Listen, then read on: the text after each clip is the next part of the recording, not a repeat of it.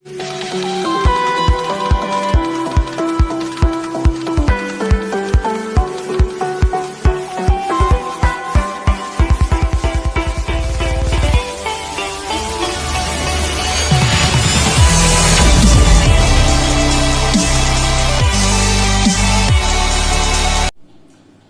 दोस्तों, मैं Nikesh Kumar education trade में आप लोगों का स्वागत करता हूं।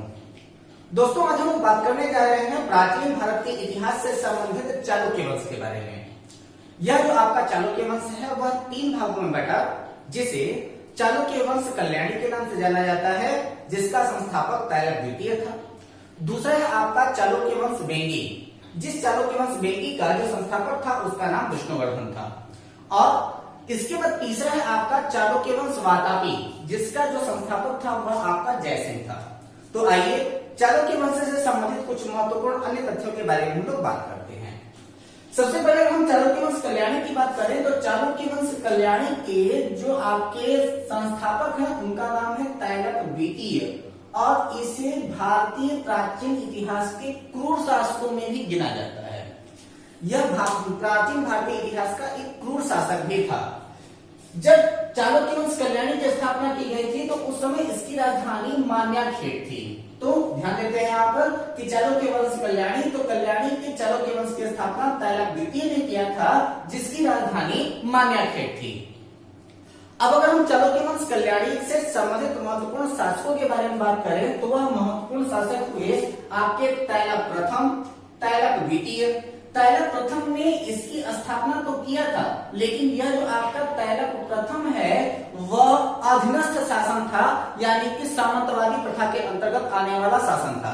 लेकिन चालुक्य वंश कल्याणी की स्वतंत्र स्थापना करने का श्रेय जो है वो आपके तायलक द्वितीय हो जाता है।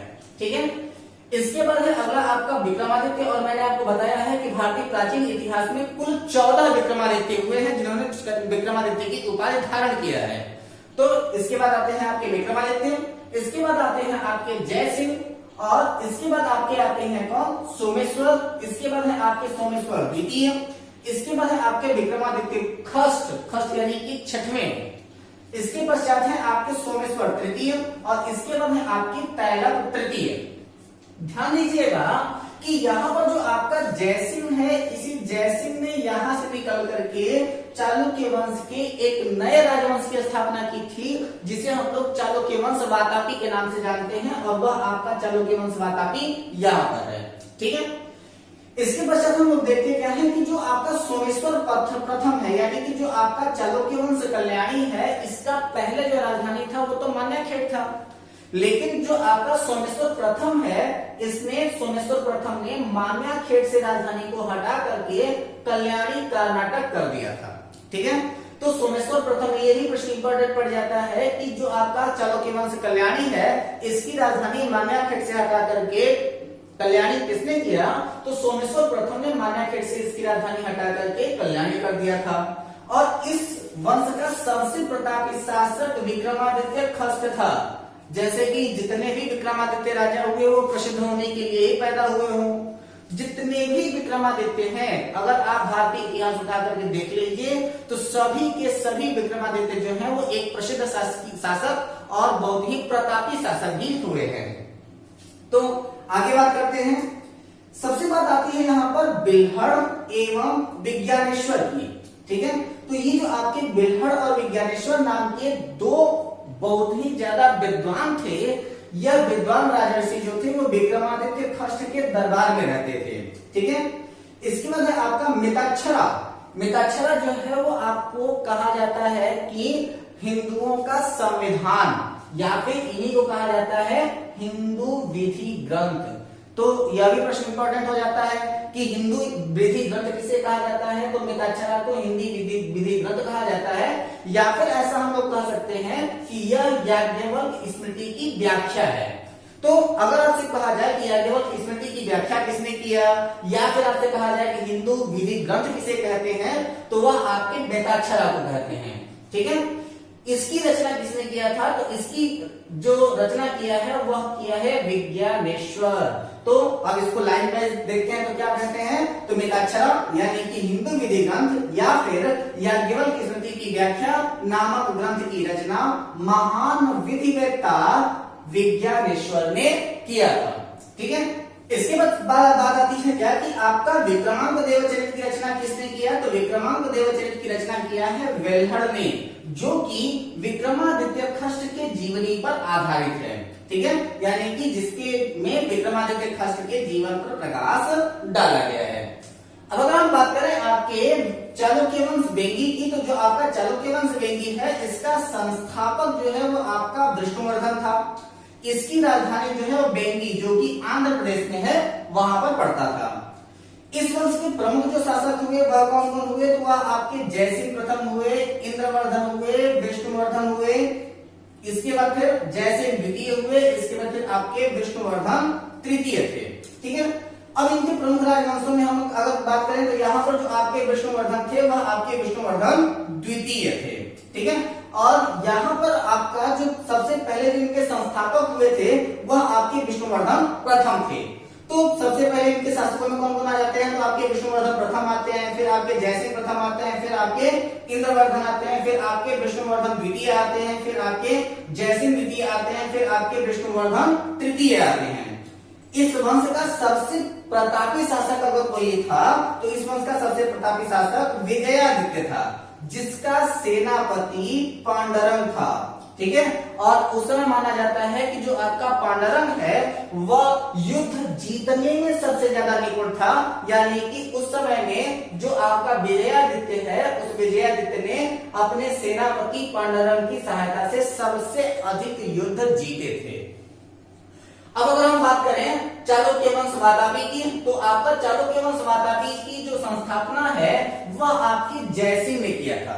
और जब जयसिंह ने चालुक्य वंश वातापी की स्थापना किया तो उसने वातापी जो कि बीजापुर के निकट है वहां पर चालुक्य वंश वातापी की राजधानी बनाई। इससे संबंधित जो महत्वपूर्ण शासक हैं वो कौन कौन से थे? तो वहां पर थे आपके पुलकेशिन प्रथम, इसके बाद है आपके कीर्तिवर्मन, इसके बाद है आपके पुलकेशिन द्वितीय, इसके बाद है आपके विक्रमादित्य, इसके बाद है आपके विनयादित्य और इसके बाद है आपके विजयादित्य। यहाँ पर नाम थोड़ा सा कंफ्यूज कर सकता है, और वह कंफ्यूज क्यों कर सकता है? क्योंकि यहाँ पर आपका विक्रमादित्य, विनयादित्य और विजयादित्य इन सभी के लास्ट में द्वितीय लगा हुआ है, तो यह सभी के सभी जो है वो आपकी इस वंश के सबसे प्रमुख और प्रतापी शासक माने जाते हैं। लेकिन जितने भी आपके चालुक्य वंश हुए उस चालुक्य वंश में सबसे ज्यादा प्रसिद्धि प्राप्त किया, तो सबसे ज्यादा प्रसिद्धि प्राप्त करने का श्रेय चालुक्य वंश वातापी को जाता है। और चालुक्य वंश वातापी को इसलिए जाता है क्योंकि इसका जो सबसे ज्यादा प्रसिद्ध शासक था वह था आपका पुलकेशिन द्वितीय। और पुलकेशिन द्वितीय का नाम इसलिए भी आपके दिमाग में आ गया होगा कि जब मैंने आपको पल्लव वंश पढ़ाया था तो पल्लव वंश के समय में मैंने आपको बताया था कि नरसिंह वर्मन ने सबसे पहले किया क्या था कि इसी पुलकेशिन द्वितीय को पराजित किया था। याद आया थोड़ा सा? अगर याद ना आया हो तो इसके पहले की हमारी वीडियो पल्लव वंश को आप लोग जरूर देख लेंगे। चलिए, इसके बाद आपका है क्या कि महाकूट स्तंभलेख से प्रमाणित होता है कि पुलकेशिन द्वितीय बहुस्वर्ण एवं अग्निष्टोम यज्ञ संपन्न करवाया था। उस समय की सबसे दो प्रमुख यज्ञ और जो सबसे प्रतापी यज्ञ थे जिनका नाम था बहुसुवर्ण यज्ञ और अग्निष्टोम यज्ञ को संपन्न कराने का श्रेय किसको जाता है? तो वह जाता है आपके चालुक्य वंश के शासक पुलकेशिन द्वितीय को जाता है। ठीक है, यहाँ पर एक इंपॉर्टेंट फैक्ट ये है कि आपका जिनेन्द्र का मेघुकी मंदिर जो है वो किसने बनवाया? तो वह आपके पुलकेशिन द्वितीय ने बनवाया था।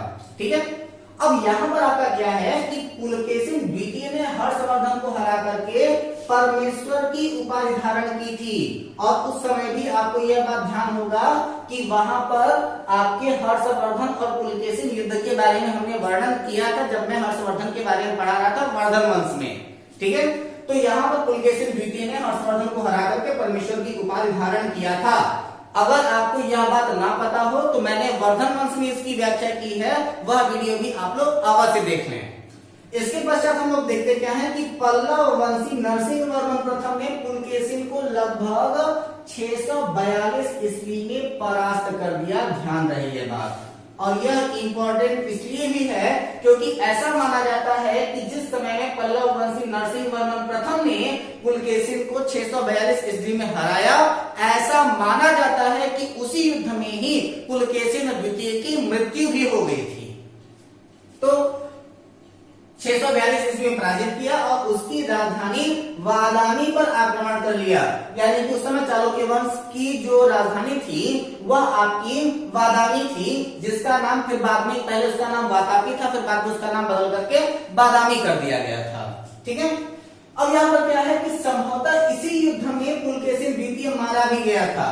मैंने अभी आपको बताया कि ऐसा प्रमाण मिलता है कि जिस समय में नरसिंहवर्मन प्रथम ने पुलकेशिन के ऊपर आक्रमण किया था, उसी युद्ध में ऐसा कहा जाता है कि जो आपका पुलकेशिन द्वितीय है वह उसी युद्ध में मारा भी गया था। ठीक है, इसी विजय के बाद नरसिंहवर्मन ने वातापिकोण की उपाधि धारण किया था। इंपॉर्टेंट है, और इसके बारे में हमने वहां पर भी बताया है जब हमने पल्लव वंश की स्थापना की थी। और मैंने क्या बताया था वहां पर, मैंने आपको ये बताया था कि नरसिंहवर्मन प्रथम ने वातापिकोण की उपाधि धारण किया था। क्यों धारण किया था वो मैं आपको अब बता दे रहा हूं। जब उन्होंने पुलकेशिन द्वितीय को हराया था 642 ईस्वी में, उसी के बाद उसने वातापिकोण की उपाधि को धारण किया था।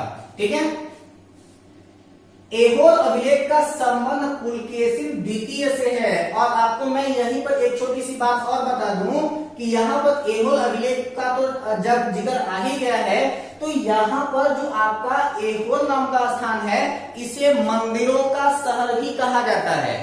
प्राचीन भारत के इतिहास में ऐहोल को मंदिरों का शहर भी कहा जाता है। और ऐहोल अभिलेख का संबंध पुलकेशिन द्वितीय से है, और इसको लिखा है रविकीर्ति जी ने। और जो आपका ऐहोल नामक का स्थान है, इसे मंदिरों का शहर भी कहा जाता है, या फिर इसे ऐसे कह सकते हैं कि इसे प्राचीन भारतीय इतिहास के मंदिरों का शहर भी कहा जाता है। क्योंकि वर्तमान समय मंदिरों एवं घाटों का शहर किसे कहा जाता है?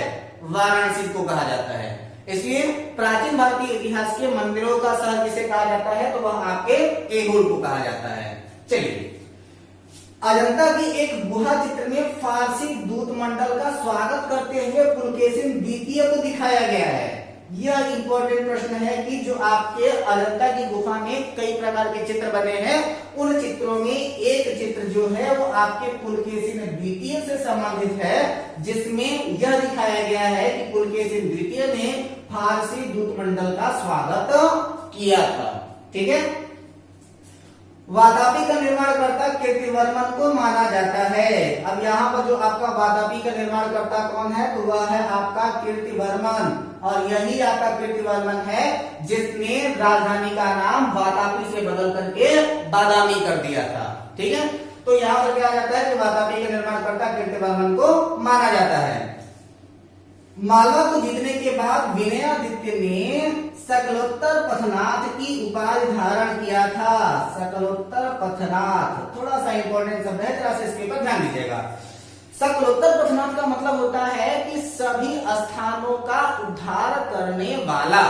तो मालवा को जीतने के बाद विनयादित्य ने सकलोत्तर पथनाथ की उपाधि को धारण किया था। विक्रमादित्य के शासनकाल में दक्कन में अरबों का आक्रमण हुआ।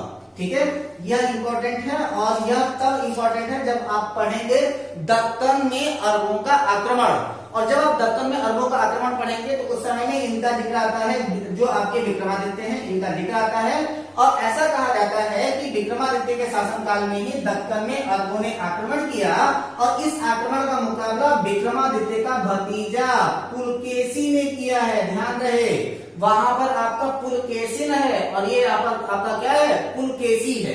ठीक है, तो वहां पर यह मुकाबला किसने किया, तो वह आपके विक्रमादित्य का भतीजा पुलकेशी ने किया था। और उसने किया क्या, इस युद्ध को जीता, यानी कि इस अभियान की सफलता के बाद विक्रमादित्य द्वितीय ने इसे अवनिज नाश्रय की उपाधि प्रदान किया था। ठीक है, तो विक्रमादित्य ने इसे कौन सी उपाधि प्रदान किया था, तो उसका नाम है अवनिज नाश्रय की उपाधि प्रदान किया था।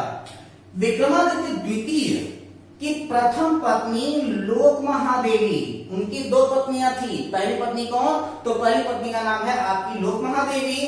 तो लोक महादेवी ने पट्टदकल में विरूपाक्ष महादेव मंदिर की स्थापना किया है। ठीक है, थोड़ा सा ध्यान दीजिएगा यहाँ पर कि जो आपका विक्रमादित्य द्वितीय की प्रथम पत्नी है, जिनका नाम है आपका लोक महादेवी, इन्होंने पट्टदकल में विरूपाक्ष महादेव मंदिर की स्थापना किया था। तथा उनकी दूसरी पत्नी त्रैलोक्य देवी, पहली पत्नी का क्या नाम है? पहली पत्नी का नाम है लोक महादेवी। दूसरी पत्नी का क्या नाम है? तो दूसरी पत्नी का नाम है त्रैलोक्य देवी। तो त्रैलोक्य देवी ने त्रैलोकेश्वर मंदिर का निर्माण किया और यह दो के दोनों शैव मंदिर हैं, यानी कि यह दो के दोनों शिव जी के मंदिर हैं। ठीक है, त्रैलोकेश्वर मंदिर का निर्माण करवाया था।